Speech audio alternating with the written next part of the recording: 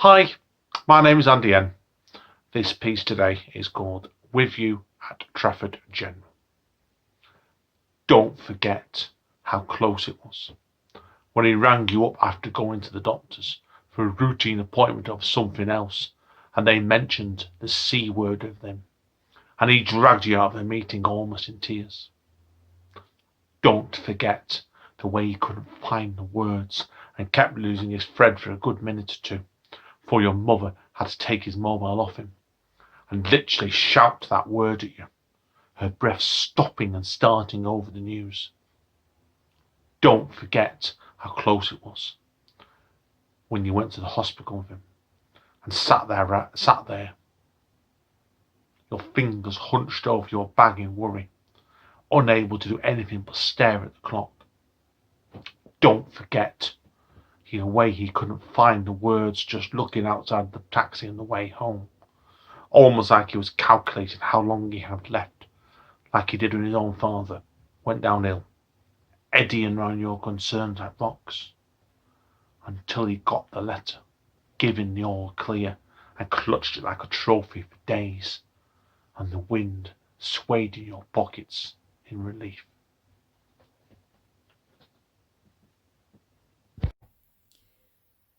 I'm Emma Lee, and this is my poem, Remember to Breathe. Of course all the traffic lights were red, even the pedestrian ones, as my fingers drummed the steering wheel in rhythm to that urgent voice that urged me into this rabbit hole of gridlock.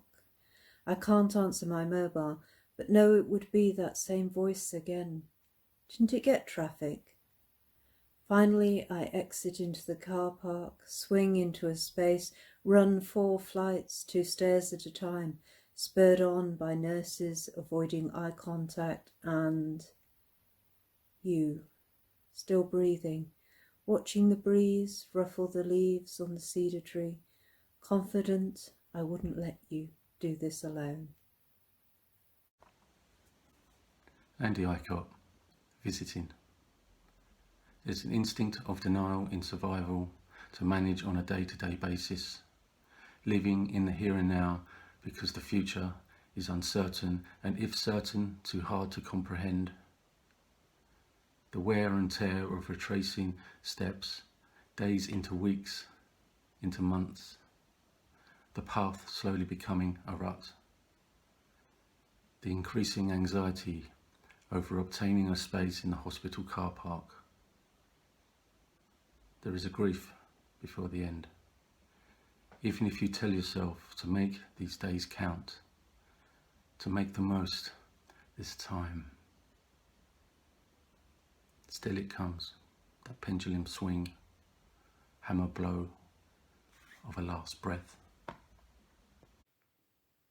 Hello, I'm Georgie Bull, and I'm going to read an extract of my short story, The C Word.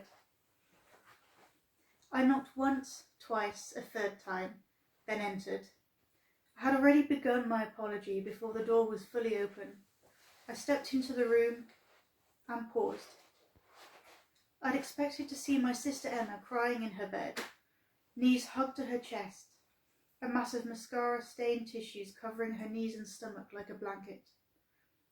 But the bed was made, teddies carefully arranged around her pillow and cushions. No sign of Emma. The blind rattled against the window. It was storming outside. All of her wigs were still on her desk, on the mannequins. Last night, before we went out, she had gazed at each one, frowning, considering, before finally reaching for one. Tonight, she said, I'm going to be Marilyn Monroe. The wind howled and started one of the mannequins rocking. It toppled over, then sent the whole lot down like dominoes. I ran to the window and fastened it shut. Bald, faceless heads rolled about on the floor. I bent down and stroked one of the wigs. The blonde one, her favourite one. It's incredibly soft and smooth, made from real human hair. I had told her, after she had come home wearing it a month ago, that it made her look just like Marilyn Monroe. That's why I chose it, she had said, to feel beautiful for once. I had told her she was beautiful, because Emma really was. I was the plain one, she was the pretty one. Emma hadn't replied, just stared at her reflection, and I could tell she didn't believe me. Emma's diagnosis changed everything. With every passing day, it carried her further away from me, a piece of driftwood, caught in a wave, slowly being pulled back into the wide, lonely ocean. Emma cut herself off, shut herself away, stopped laughing, almost stopped speaking. Even when we're sat right next to each other, I can feel this gaping void between us, an invisible wall that I haven't been able to break, whatever I say, whatever I do. I know she's hurting, but I'm hurting too. We all are. Mum wanders around the house as if she's in a daze, her tired, sunken eyes always holding a question. Why did this have to happen to us? Dad is mostly silent these days. In the mornings, he downs a cup of coffee, then runs off to work. And he doesn't come back until late. We've never said anything about it, or about the smell of alcohol that constantly clings to him now. A fissure has opened up between our parents. At first, they huddled together in their grief, clutching on to that spark of hope we all had when Emma started chemotherapy. But she didn't get better, and finally, everything fell apart. Our parents avoid each other now, barely speak to one another. Our house has become a silent prison. There is only one thing we want, need to talk about, the C word. But Emma has banned any mention of it, as if it might just go away if we all simply ignored its existence. I picked up the wig and found a piece of paper underneath. The edge was ragged, torn carelessly from a notebook. Stenciled images of Winnie the Pooh and Piglet adorned the header. It had to be from Emma's notebook, but that wasn't her handwriting. Not her usual, neat, individually printed small letters. This was a barely legible script. I read it quickly. The blind cast shadows across the paper, almost blotting out some of the lines and bringing others into sharp relief, highlighted by the moon. I wish I could describe the feeling of knowing I'm going to die, because nobody seems to understand. I'm against the clock. Every second counts. It sucks the joy out of everything. I feel guilty all the time for wasting precious days stuck in bed. Sarah gets to be a normal teenager, watching Netflix, going clubbing, wasting time. I wish I could too. It must be such a luxury to know that there will always be a tomorrow and that she can waste today. There are so many things I wanted to do and so many things I wanted to be. I wanted to go to medical school and become a doctor.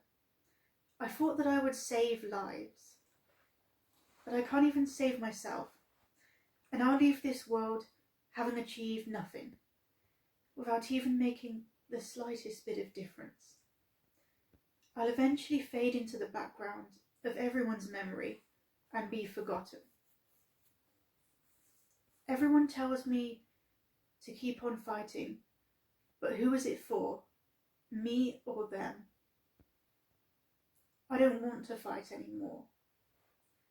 I'm tired of living like this. I'm tired of being in pain. I'm tired of vomiting and being too ill to get out of bed. I'm a burden to everyone.